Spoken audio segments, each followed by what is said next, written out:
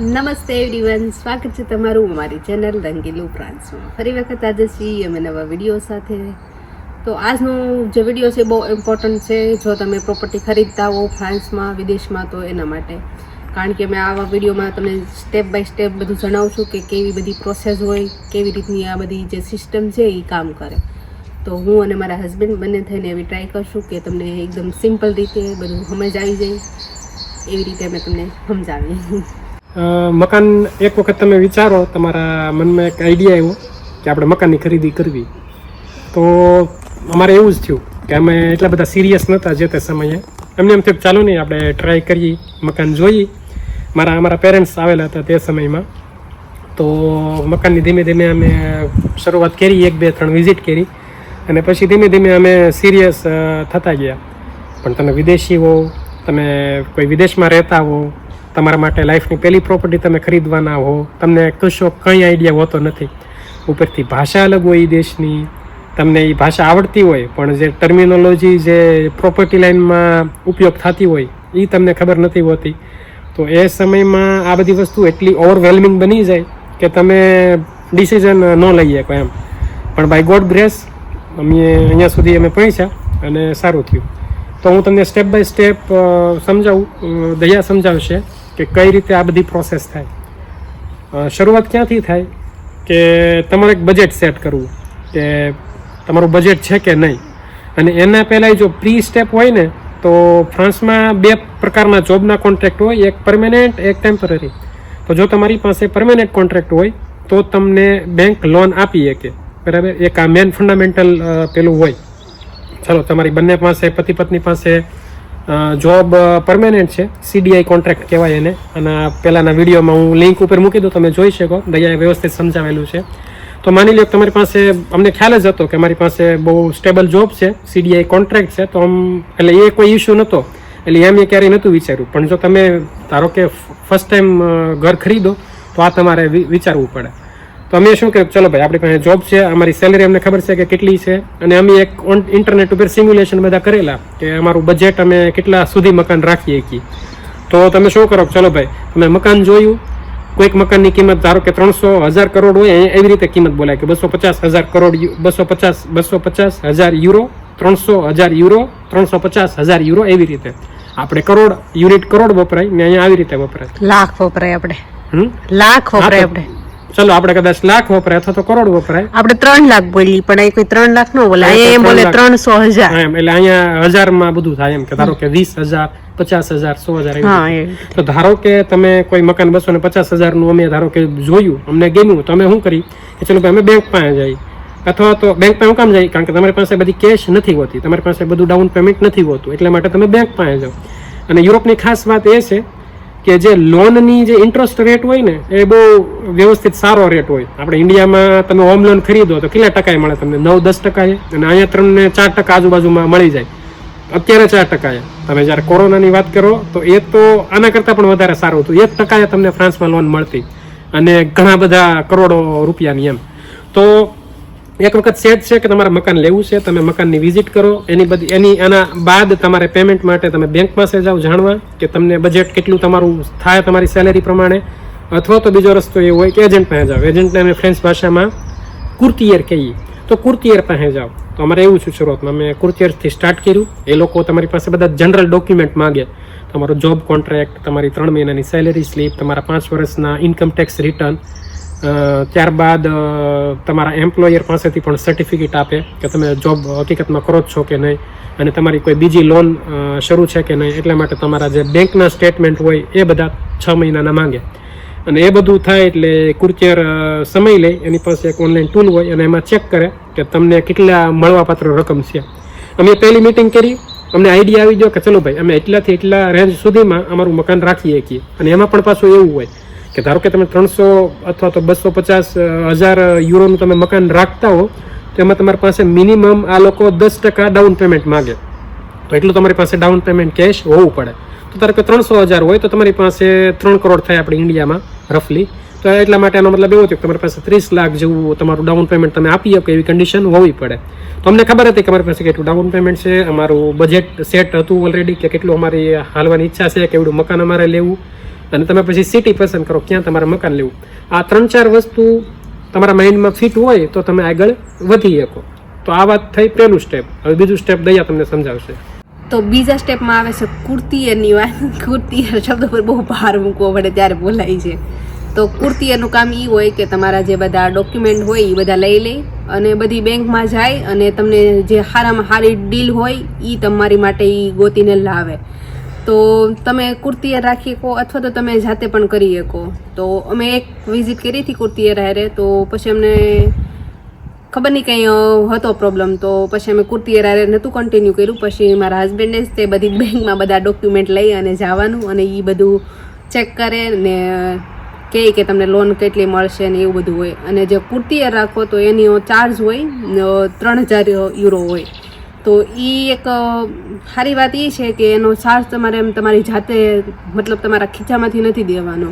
જે તમે લોન મૂકો છો એમાં 3000 છે એ પ્લસ થઈ જાય તો મહિને જે એના જે હપ્તા હોય એમાંથી જ મતલબ કપાઈ જાય છે. તમારે એક સાથે 3000 નથી આપવાના. તો કુર્તિયર પણ એક સારો ઓપ્શન છે. જો તમારી પાસે ટાઈમ ન હોય, તમને એવું લાગે કે નહીં એટલી બધી ઝંઝટ નથી કરવી, તો કુર્તિયર પણ સારો ઓપ્શન છે. પણ અમે અમારી જાતે કર્યું હતું કે બધી બેંકમાં જવાનું અને જે પછી એ બધું ચેક કરીને કહે કે અમે એટલી લોન આપશું ને એટલા એનું મતલબ પેલું હોય વ્યાજ નહીં.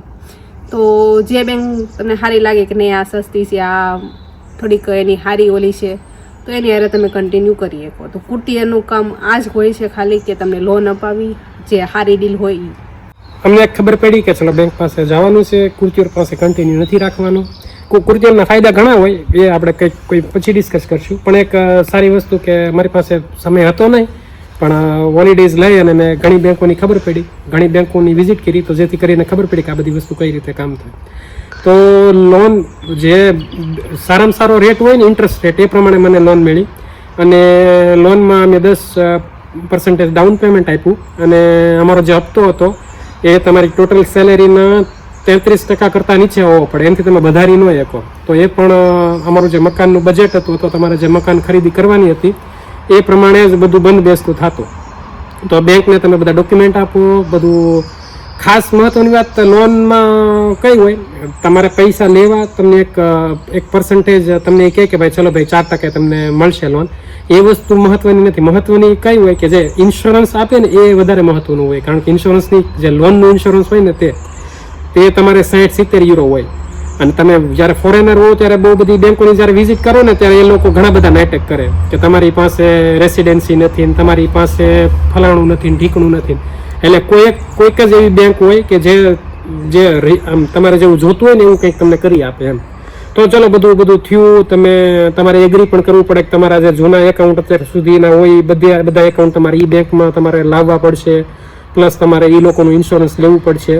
એ કોઈ નિયમ નથી કે તમારે લેવું જ પડે ઇન્સ્યોરન્સ, પણ તમે એનું ઇન્સ્યોરન્સ નથી લેતા તો એ ટકા વધારી દેવાના, એટલે એ અંતે એક જ થાય.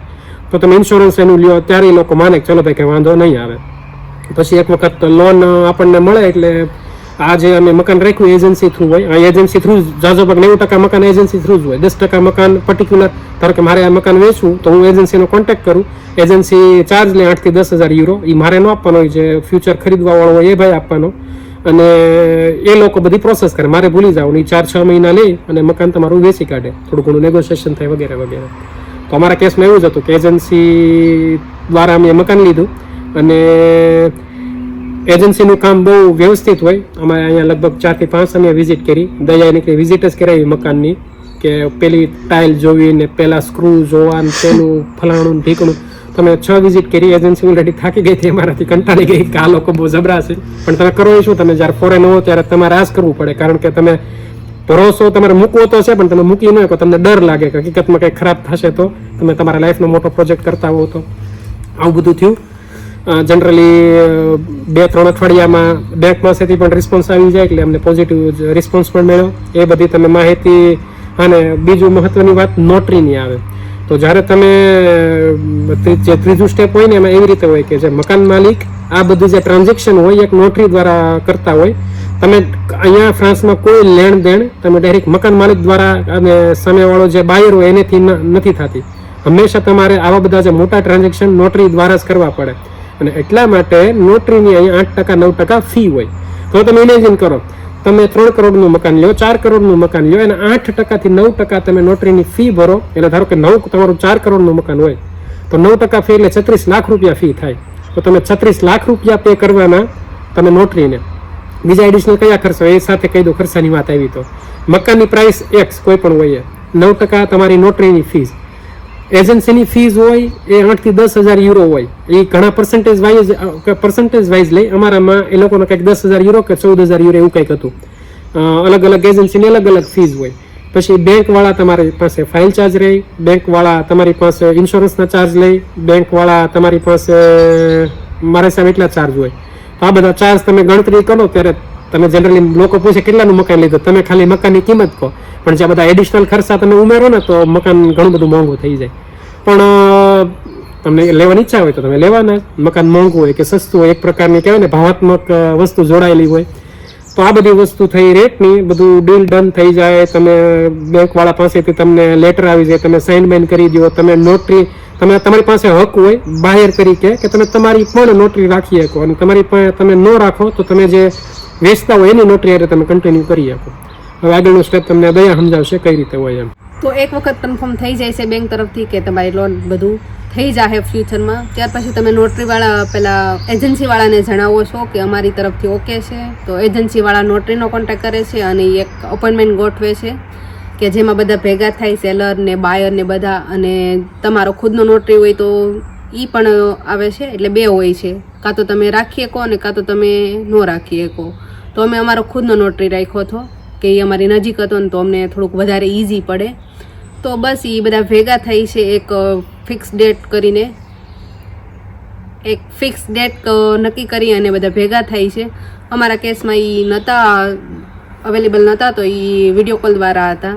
તો એમાં એક જે દસ્તાવેજ હોય છે એ સાઇન થાય છે. એ એકદમ ફાઇનલ દસ્તાવેજ ન હોય, એ પેલા ઇનિશિયલ દસ્તાવેજ હોય અને એને ફ્રેન્ચ ભાષામાં કહેવામાં આવે છે કોમ્પ્રોમી. તો એ કોમ્પ્રોમિસ સાઇન થાય છે. એમાં શું હોય છે ને કે બધા ભેગા થઈને પેલા દસ્તાવેજ હોય એને વર્ડ બાય વર્ડ વાંચે છે કે એમાં કોઈ ભૂલ નથી. જો કોઈ ભૂલ હોય તો તમે સુધારી શકો, મકાનની જગ્યા, એનું પાર્કિંગ, એ મતલબ પૂરી ડિટેલ હોય એની ને એ બધું વાંચે અને તમને સમજાવે છે કે આવી રીતનું છે, તમારે કંઈ ભૂલ હોય તો તમે સુધારી શકો ને એવું બધું. તો એક વખત આ બધું જે દસ્તાવેજ છે એ થઈ જાય છે અને અમે દિવાળીના દિવસે એ સાઇન કર્યો હતો, તો અમને યાદ છે. તો દિવાળીના દિવસે અમે એ કોમ્પ્રોમિસ સાઇન કરી હતી અને ત્યાર પછી તમને 10 દિવસ આપે છે વિચારવા માટે કે શું તમારો નિર્ણય છે. એ હજી 10 દિવસ કન્ટિન્યુમાં મતલબ સ્ટેબલ જ છે કે તમારો કોઈ વિચાર બદલો પેલો દસ્તાવેજ વાંચા પછી. તો 10 દિવસ તમને આપે છે હા કરવા અથવા તો ના કરવા. તો 10 દિવસના ટાઈમમાં તમારે વિચારવાનું છે. બેંક તરફથી પણ તમારે ફાઇનલ પેલું ડોક્યુમેન્ટ લઈ લેવાનું છે કે હા અમને લોન મળી જ ગઈ છે, એટલા પર્સન્ટાઇજમાં છે અને બધું બરાબર છે. તો 10 દિવસ પછી તમે એને જણાવો છો કે અમારી હા છે કે અમારી ના છે. અને 10 દિવસનો ટાઈમ હોય એમાં બહુ બધા ડોક્યુમેન્ટ, મતલબ એટલો થપ્પો એક તમને ડોક્યુમેન્ટનો આપે તો એમાં બધી વસ્તુ હોય. એમાં હિસ્ટ્રી હોય કે આગળના જે બાંધકામ છે, મતલબ આ પૂરો એરિયા છે એમાં કયા કયા કામ થવાના છે, કયા કામ થઈ ગયા, બધું. મતલબ વેરા બિલ છે એ કેટલું આવશે, એનું શું છે, બધું ઇલેક્ટ્રિસિટીનું શું છે, જ્યારે આ કન્સ્ટ્રક્શન થયું ત્યારે આની કન્ડિશન કેવી હતી, પહેલાં આ જગ્યા ઉપર શું હતું, મતલબ બધી ડિટેલ હોય. તો એનો પૂરો એક લિસ્ટ હોય અને એકદમ વર્ડ બાય વર્ડ લખેલું હોય કે તો અમે પહેલાં વાંચતા ને તો અમને બહુ પહેલાં સિરિયસ આપણે થઈ જતા. એમાં બધું વ્યવસ્થિત લખ્યું હોય કે બાયર મરી ગયો તો પછી શું થવાનું, સેલર મરી ગયો તો પછી શું થવાનું. તો આપણે વાંચી દે તો આપણે વિચાર આવે કે આવું કેમ લખેલું. અને 10 દિવસ મતલબ 10 દિવસ કે 10 દિવસમાં તમે 11 વાગ્યા ને 49 સેકન્ડ સુધી તમે ના પાડી શકો, પણ એની પછીની 1 સેકન્ડ પણ તમે ના પાડી શકો તો એ માનવામાં ન આવે. અને જો વીકેન્ડ હોય તો એ દિવસ નહીં ગણવામાં આવે, મતલબ કોઈ તહેવાર હોય તો એ નહીં ગણવામાં આવે. મતલબ એકદમ વર્ડ બાય વર્ડ એટલું પ્રોપર રીતે લખેલું હોય ને એમાં કે આપણે વાંચીને તો આપણે થોડા સિરિયસ થઈ જાય કે આવું બધું હોતું હશે. અને આવું સેમ ટુ સેમ આ એક અલગ ટોપિક છે, પણ જ્યારે મારી પ્રેગ્નન્સી હતી ત્યારે મારે સિઝરિંગ થવાનું હતું તો એનામાં પણ ડોક્યુમેન્ટ આવ્યું હતું. તો એમાં પણ બધું લખેલું હતું. તો આપણે વાંચીને તો અમને એમ થાય કે આવું બધું થાય કે એમાં બધું લખેલું હોય કે તમારી કન્ડિશન બરાબર નહીં હોય તો તમે એવા નિર્ણય છે એ તમે એવી સલાહ આપો છો કે મારા હસબન્ડ લઈ શકશે ને કોઈ કેસમાં કંઈ મતલબ એવા ચાન્સ નથી પણ 0.0% પણ આવું કંઈ થયું તો એમાં અમારું કોઈ ઓલું નથી તો આપને બહુ ગભરાટ થવા મળે આપણે વાંચતા હોય ને તો એ રીતનું હોય છે બધું. તો 10 દિવસમાં તમારે ફાઇનલ નિર્ણય એને જણાવવાનો છે કે અમે શું કરવાના છીએ. ત્યાર પછીનો સ્ટેપ મારા હસબન્ડ સમજાવશે કારણ કે હું થાકી ગઈ. મકાન તમને ગમી ગયું, તમને એમ લાગે કે ચલો આ મકાન આપણે ખરીદી કરવાની છે, તો એવા સંજોગોમાં તમારે એક ઓફિશિયલ લેટર આવે, એનું ઓફર લેટર કહેવાય. એ તમારે ઓફર લેટર, ધારો કે મકાનની કિંમત તમે ધારી લો કે 400,000 યુરો છે, એટલે 4 કરોડ, અને એમાં તમે નેગોશિએટ કરી શકો. ધારો કે તમને એવું લાગતું હોય કે કિંમત બરાબર નથી, તો એને જ ઓફર કહેવાય. એમ કાં તો તમે એ 400 એ જે કિંમત છે એ કિંમત સાથે એગ્રી થાવ, અથવા તો ઓછા વધુ કરો. તમે ઓફિશિયલ લેટરમાં તમારી સહી બહી કરી અને તમે મોકલો તમારી એજન્સીને, અથવા તો એ ડાયરેક્ટ તમે જો કોન્ટેક્ટમાં હો સેલર આવે તો ડાયરેક્ટ સેલરને, અને એની પછી વિધિન 24 અવર, 48 અવર, 72 અવર્સ, 3-4 દિવસમાં એ લોકો એગ્રી થાય, કાં તો ના પાડે, કાં તો એમ કે ના એ કિંમત તમારા માટે બહુ ઓછી છે, અમે એગ્રી નથી. અમારે એવું જ થયું. અમારે ધારો કે કોઈ એક અમાઉન્ટ હતી, એમાં મેં બહુ વધારે પડતા ઓછા ભાવ કર્યા, કારણ કે મને ખબર હતી કે મારે કિચન બનાવવાનું છે, અને એ બધું મેં 2-3 રીઝનથી મેં નેગોશિએટ કર્યું. મેં ઓછા કર્યા, સેલર એગ્રી નહોતા થયા કે એટલા બધા અમે નથી માનવાના, તો મેં પાછું થોડુંક 1,000 રૂપિયા, 2,000 યુરો કંઈક મેં વધાર્યા, અને અંતે અમે ડીલ ફાઇનલ કરી. તો આ સ્ટેપ હું તમને કહેવાનું રહી ગયું. એક વખત તમે એને ઓફર આપી દો, એ લોકો ઓફર સ્વીકારી લે, એટલે આ લોકોએ જે એડવર્ટાઇઝ મૂકી હોય ને એની એડવર્ટાઇઝમાં ત્યાં એવું લખાઈ જાય કે સેલરે જે બાયર હતી એની ઓફર સ્વીકારી લીધી. અને એ એક વખત થાય પછી જે તમારી એજન્સી હોય અથવા તો જે તમે હો, પછી તમારે નોટરીનો કોન્ટેક્ટ કરવાનો. કાં તો તમે નોટરી રાખો, જો નથી રાખતા તો બાય ડિફોલ્ટ જે સેલરની નોટરી હોય એ જ તમારી નોટરી થઈ જાય. પણ તમે મકાન રાખો તો ફરજિયાત તમે તમારી નોટરી રાખજો, કારણ કે અમારા કેસમાં અમને બહુ હેલ્પ મળી. એ તમને બહુ બધું ડિટેલમાં સમજાવે, તમારા માટે એ લડે, એમ ગણો ને તોય હાલે. અને એ લોકો સરકારી હોય, એ જે ફ્રાન્સની ગવર્મેન્ટ હોય એના દ્વારા એ લોકો પેલું કરતા હોય. ફીસ તમે નોટરીની ગણો ને 8-9% તો ફીસ તમને બહુ લાગે કે તમે 300 અથવા તો 400,000નું મકાન ખરીદો 4 કરોડનું, અને 9% 36 લાખ રૂપિયા ફીસ બહુ ગણે. પણ એ 36 લાખમાંથી ફીસ એ લોકોને તો ખાલી 5-6 લાખ જ મળવાના હોય, બાકીના 30-31 લાખ રૂપિયા સ્ટેમ્પ ડ્યુટી, સરકારની ફીસ વગેરે વગેરે એ સરકારને જ આપવાના હોય. એમાં બહુ બધી ડોક્યુમેન્ટેશન હોય, વેરિફિકેશન હોય, બહુ બધી ભેજામારી હોય. તો એટલા માટે એ લોકો એની ફીસ લે. અને એ કોઈ એવું નથી કે તમે ઘટાડી શકો, એ બાય ડિફોલ્ટ હોય. એક્સેપ્ટ કે જો તમે નવું બાંધકામ કરાવો જમીન લઈને, તો એ જે 9%ની ફીસ હોય એ ડાયરેક્ટ 4-5% થઈ જાય. તો એ થોડોક ફાયદો થાય. એટલા માટે નવું બધા મકાન ઘણા બધા ખરીદે. મારા ફ્રેન્ડ સર્કલમાં પણ ઘણા બધાને પેરિસમાં મકાન છે, એ લોકોએ ડાયરેક્ટ જમીન લીધી અને એની ઉપર મકાન બનાવ્યું. તો એ તમારા બેનિફિટ રહે. અને પ્લસ જો તમે નવું મકાન બનાવતા હો તો તમને 0% એ લોન પણ મળે. એ આપણે કોઈ અલગ ટોપિક છે કે કયા કન્ડિશન હોય કે તમને મળે 0%. પણ એ એક પણ વસ્તુ બહુ સારી છે કે ગવર્મેન્ટ દ્વારા તમને સબસિડી આપણે ઇન્ડિયામાં મળે, એવી રીતે 0% લોન જ મળે કે તમારે ખાલી જે પ્રિન્સિપલ લીધો હોય એના જ તમારે EMI ભરવાના, એમાં તમારે 0% ઇન્ટરેસ્ટ હોય, એમાં તમારે ઇન્ટરેસ્ટ જ કાંઈ ભરવાનું થાય નહીં.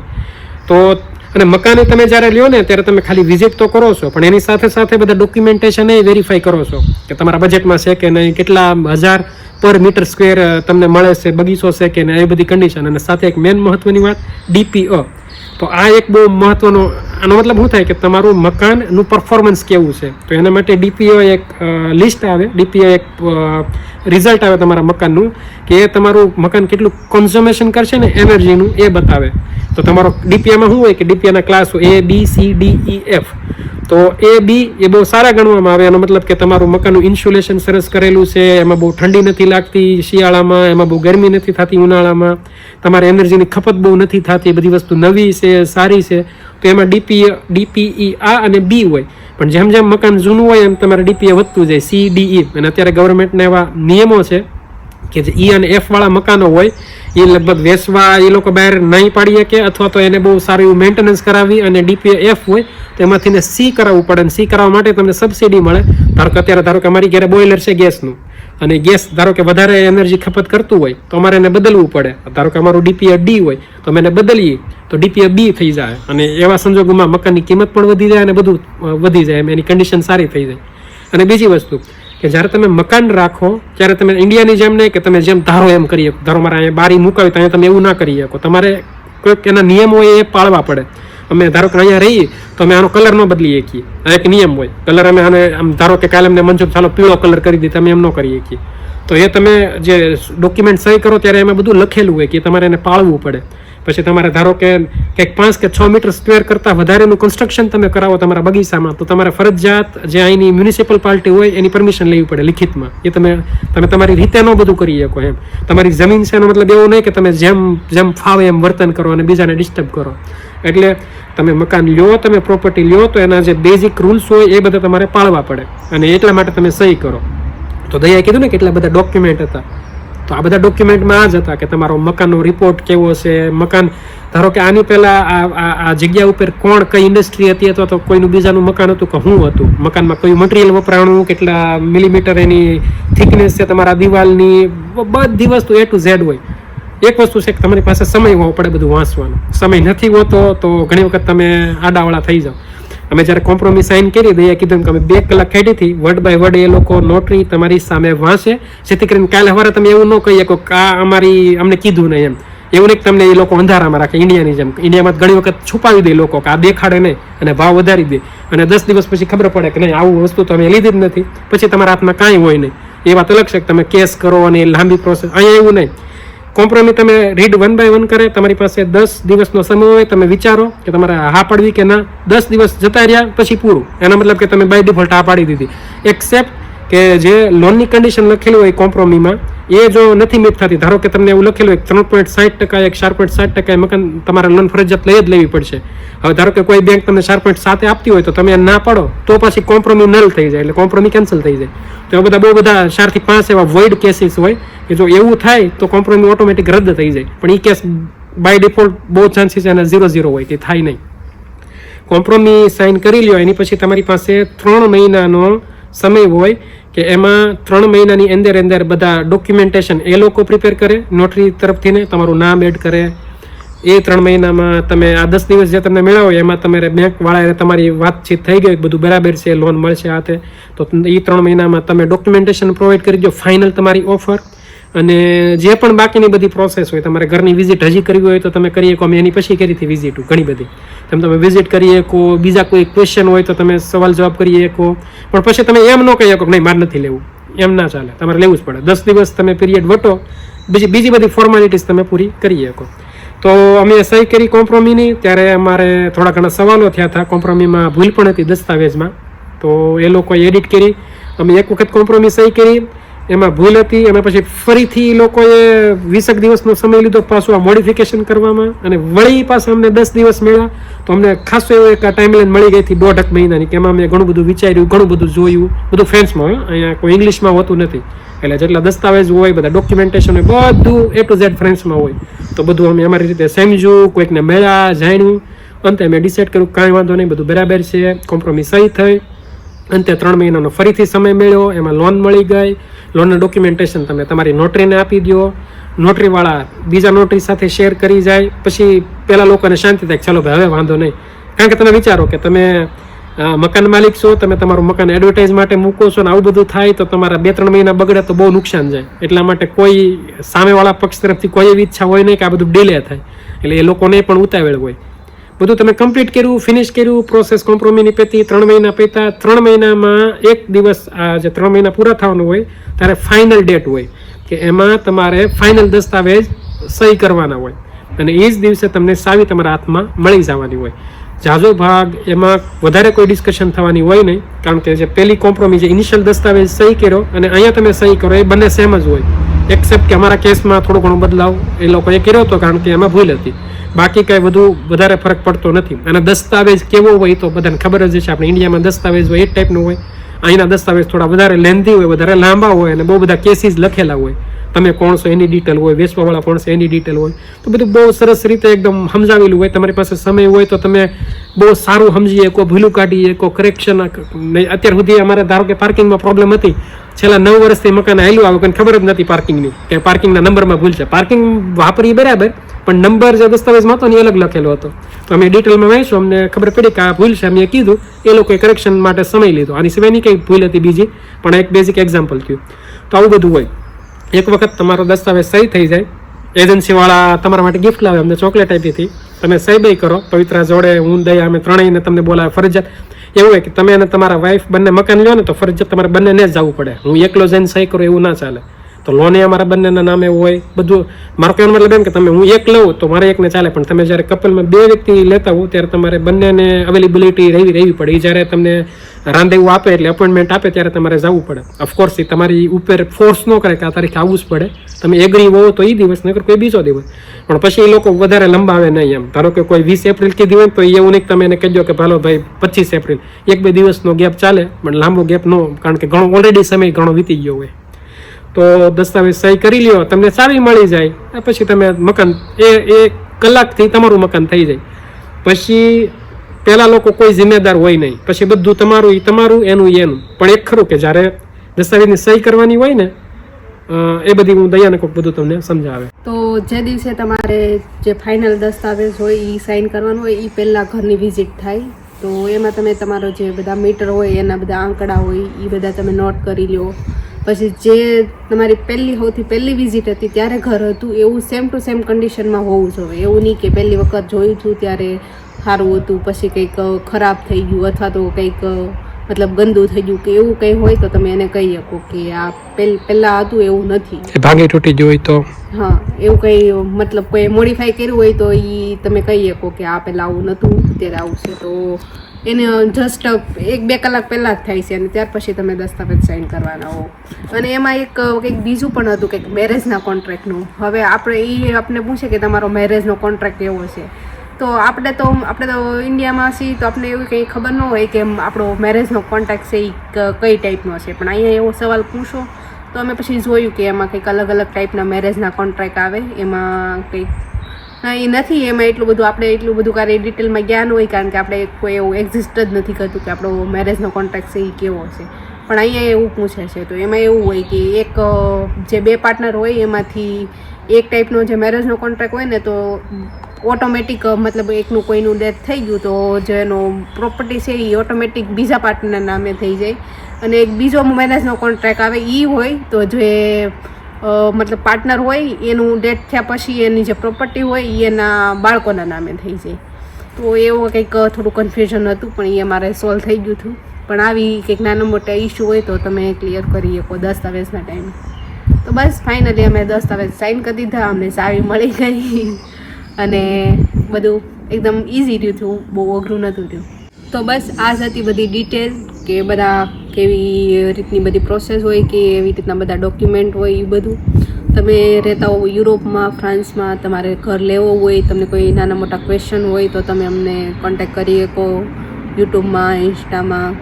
તો બસ આવો જ હતો કંઈક વિડીયો આજનો. ફરી મળીશું નવા વિડીયો સાથે, ત્યાં સુધી બાય.